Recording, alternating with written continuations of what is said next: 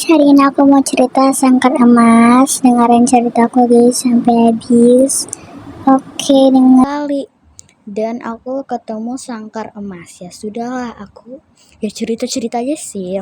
Ini tuh apapun aku pinjam di sekolah. Jangan bilang ke gurunya ya guys. Oke, kita ceritanya dari mana ya? Oh iya guys, ini tuh kayak ada halaman-halamannya gitu ya. Ini aku bilang Zevo itu halaman 1, Sangkar Emas itu halaman 17, Pipo itu halaman 29, Zevo si petualangan 31, berburu itu 59, sebuah pelajaran itu 69, kemarau panjang itu 79, air terjun itu 111, sebuah kesamaan itu 121.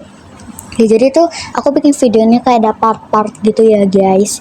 Oke, langsung aja kita ke ceritanya, let's go. Kita mulai dari Zevo ya.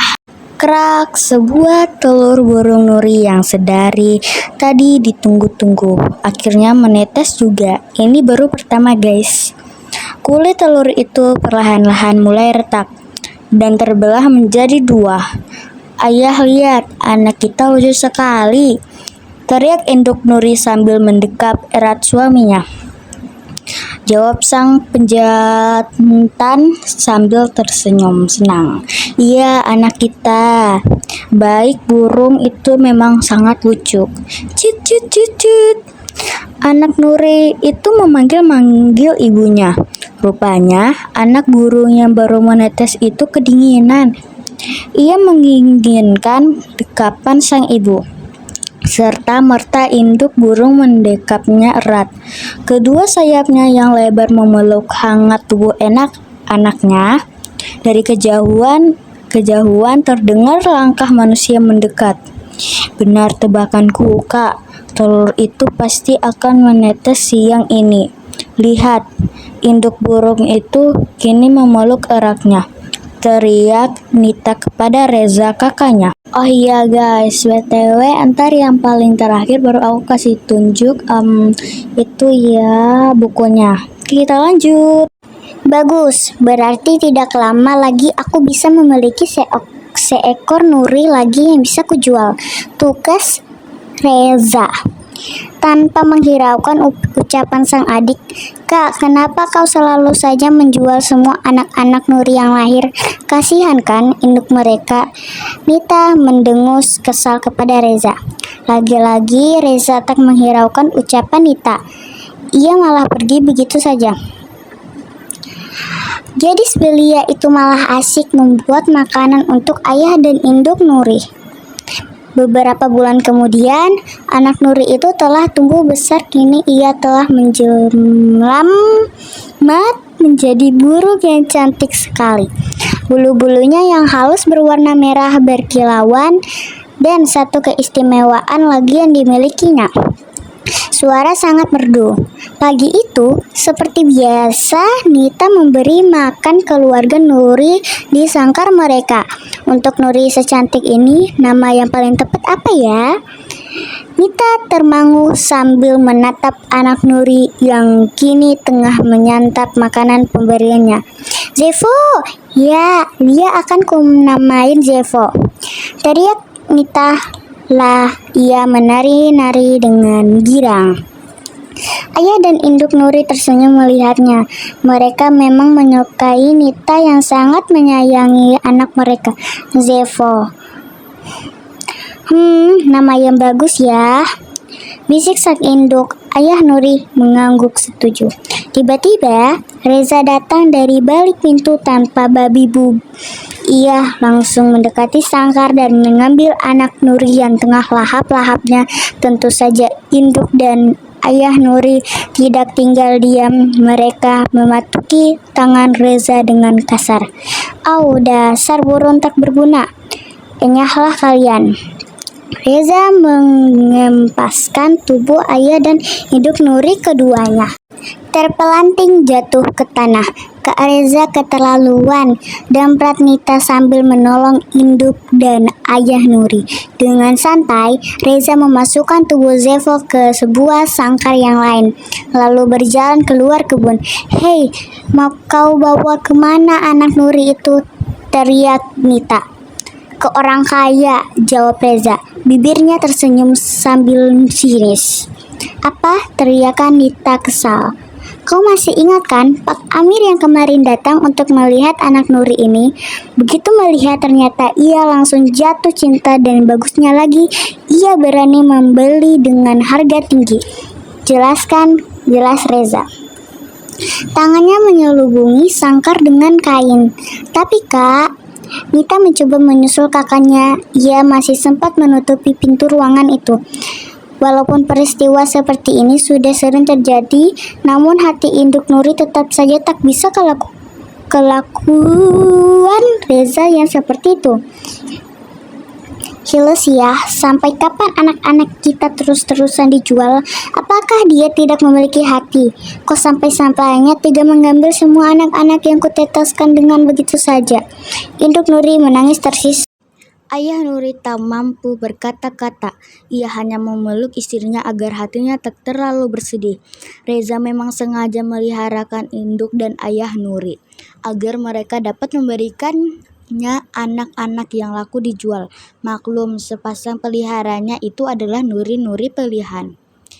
Di sebuah desa di sudut Yogyakarta berdirilah sebuah rumah besar dan megah. Dua buah pilar kokoh menyangga patannya, membentuk dan interiornya khas Yogyakarta. Dan nuansa kejawaannya terlihat jelas. Bermacam-macam bunga berwarna-warni menghias halamannya yang luas, menebarkan semerbak aroma wangi. Pemilik rumah itu adalah seorang saudara kaya, Pak Alimudin namanya di rumah itu. Pak Ali, begitu nama panggilnya, tinggal berdua dengan istrinya. Ia adalah seorang pengusaha kayu yang gigih. Usaha yang didirikannya dari nol kini telah maju pesat.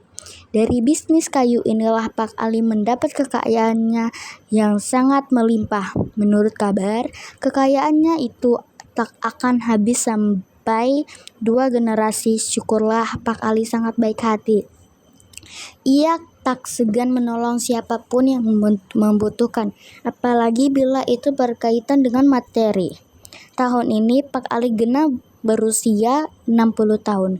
Meskipun demikian, tubuhnya masih terlihat segar bugar maksudnya guys, karena Pak Ali sangat rajin berolahraga. Ia juga jarang sakit. Setelah pensiun, sekarang bisnis kayunya itu ia serahkan sepenuhnya kepada anak bungsunya. Anak pertama dan keduanya sendiri telah memiliki usaha masing-masing. Hebatnya, baik usaha sang ayah maupun anak-anaknya semua sama-sama berkembang pesat. Kepintaran serta kegigihan Pak Ali dalam berbisnis rupa-rupanya menurun kepada anak-anaknya. Kini untuk mengisi masa tuanya, Pak Ali memilih Yogyakarta, kota kelahirannya. Ayo absen yang lahir di Yogyakarta, yang orang Yogyakarta. Pak dan Bu Ali menikmati masa tua mereka yang penuh kedamaian. Kehidupan Pak Ali memang seperti tanpa celah. Jadi guys, Bu Ali itu istrinya Pak Ali ya. Begitulah. Dulu saat masih muda, bisnisnya berjalan dengan sukses sehingga ia meraup banyak uang dari sana. Kini di saat tuanya, Pak Ali tinggal menikmati hasilnya. Tapi hal itu tidak seluruhnya benar. Ternyata Pak Ali masih memiliki sebuah keinginan yang belum juga tercapai. Ia ingin sekali memiliki seekor nuri merah yang merdu suaranya. Hanya Pak Andi. Hari itu adalah hari ulang tahun Pak Ali. Rencananya, ia akan menyelenggarkan pengajian di rumah disertai acara makan-makan bersama anak yatim piatu. Rumah besar itu pun menjadi hangat ramai sedari pagi. Ketika jarum jam menunjukkan pukul 10 pagi, semua undangan telah hadir kecuali Pak Andi. Padahal kehadirannya sangat ditunggu-tunggu. Akhirnya acara tetap dimulai dengan alunan ayat-ayat suci Al-Quran. Semua hadirin tampak mendengarkan penuh khidmat. Ternyata Pak Adi justru berjalan-jalan di sebuah pameran burung. Apa yang sebenarnya ia lakukan yang di sana? Kita cari tahu yuk. Sambil mendengarkan pandangannya, Pak Andi berjalan mengelilingi tempat pameran sampai suatu saat matanya tertumpuk kepada seekor burung nuri merah. Ini dia burung yang kucari-cari selama ini, pas sebagai hadiah untuk Pak Ali. Pak Andi tersenyum senang. Wah, ternyata Pak Andi sedang mencari burung nuri untuk hadiahnya kepada Pak Ali. Pak Andi memang sahabat yang baik. Kalian tahu mengapa? Sebab sahabat yang baik akan memberi sahabatnya hadiah yang disukai. Anda berminat dengan burung ini, Tuan? Tanya sang penjual. Pak Andi hanya mengangguk. Anda akan beruntung bila memilikinya. Selain bulu-bulunya bagus, suaranya pun indah. Celetuk si penjual. Siapapun menjual pasti akan mempromosikan barang dengannya. Tanya Pak Andi. Benarkah? Si penjual mengangguk dengan yakin. Namanya pun sama bagusnya dengan tampilan namanya Zevo. Zevo, bagaimana bisa Zevo berada di pameran burung ini? Bukankah dia telah hidup enak di rumah seorang pengusaha kaya raya? Sangat aneh bukan? Nuri ini saya dapat dari seorang pengusaha kaya raya. Namun karena ia sekarang sangat sibuk, ia tak memiliki waktu lagi untuk memeliharanya, maka ia menjualnya kepada saya. Si penjual menjelaskan semuanya. Oh, rupanya begitu. Kita cari tahu yuk, apakah Pak Andi akan membeli Zevo atau tidak? Mendengar penjelasan si penjual, Pak Andi mengganggut-anggut. Rupanya Pak Andi sangat yakin kalau Pak Ali sahabatnya itu. Aku sangat menyukai Zevo. Oleh karena itu, ia langsung membeli Zevo walaupun dengan harga tinggi. Dengan mobilnya miliknya, Pak Andi memboyang Zevo ke rumah Pak Ali. Di rumah Pak Ali, acara telah selesai. Sesuai rencana semula, akhirnya acara Pak Ali akan memberikan bingkisan, uang, dan pakaian kepada para anak yatim piatu. Mereka kini telah berdiri dengan tertib, siap menerima bingkisan, dan hati Pak Ali sangat tersentuh tatkala melihat wajah-wajah anak di hadapannya. Ia amat bersyukur karena masih mendapat kesempatan untuk berbagi dengan mereka. Setelah usai, para undangan pun satu persatu meninggalkan rumah besar itu. Tak berapa lama kemudian terdengar bunyi klakson dari arah gerbang rumah. Kakek, teriak seorang anak kecil sambil berlari-lari. Ternyata itu Fatih, cucu Pak Ali dari putra keduanya. Ada apa Fatih? Tanya Pak Ali sambil merjongkok di depan Fatih. Kakek Andi sudah tiba, jawab Fatih. Benarkah? Tanya Pak Ali lagi. Fatih mengganggu kencang untuk meyakinkan kakeknya. Fatih kan sangat mengenal mobil kakek Andi. Fatih sangat suka. Cool. Fatih pun mengacungkan kedua jempol tangannya. Pak Ali tersenyum lebar. Kalau begitu, bagaimana kalau kita jemput Pak kakek Aldi? Jawab Fatih. Setuju. Lengan kakeknya ia genggam kuat-kuat. Pak Ali tersenyum melihat semangat Fatih yang seperti tak pernah surut. Cucunya itu memang sangat aktif. Tak pernah sedikit pun ia dendam apa saja yang dilakukan sambil bernyanyi riang. Bocah lelaki berusia 6 tahun itu mengikuti langkah sang kakek.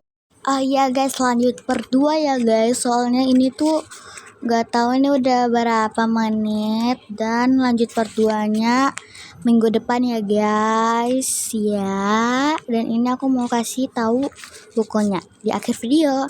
Oke guys, terima kasih. Jangan lupa di like, comment, share, and subscribe. Bye bye. Ini sebenarnya ini requestan dari teman aku yang bernamanya Nabila. Nabila, kamu nonton ini tuh kamu bilang hadir anjay.